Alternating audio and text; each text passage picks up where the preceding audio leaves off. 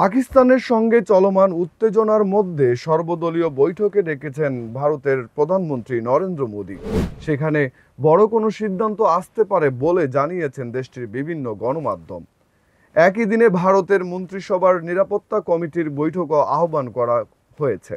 বৈঠকে বিভিন্ন রাজনৈতিক দলের নেতাদের সরকারের পক্ষ থেকে পাকিস্তানে অভিযান সম্পর্কে অবহিত করা হবে।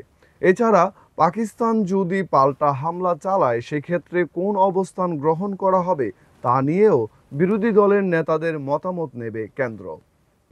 এছাড়াও প্রধানমন্ত্রী নরেন্দ্র মোদীর সভাপতিত্বে এই বৈঠকে প্রতিরক্ষা মন্ত্রী রাজনাথ সিং, স্বরাষ্ট্রমন্ত্রী অমিত শাহ, অর্থমন্ত্রী নির্মলা সীতারমন, পররাষ্ট্রমন্ত্রী এস জয়শঙ্কর, জাতীয় নিরাপত্তা উপদেষ্টা অজিত দোভাল সহ শীর্ষ কর্মকর্তারা উপস্থিত থাকবেন। এর আগে বুধবার নরেন্দ্র মোদী ভারতের রাষ্ট্রপতি দ্রৌপদী মুর্মুর সঙ্গে সাক্ষাৎ করেন। তিনি তাকে অপারেশন সিন্দুর সম্পর্কে অবহিত করেন। রাষ্ট্রপতি ভবন সামাজিক যোগাযোগ মাধ্যম এক্সে এক পোস্টে একথা জানিয়েছে।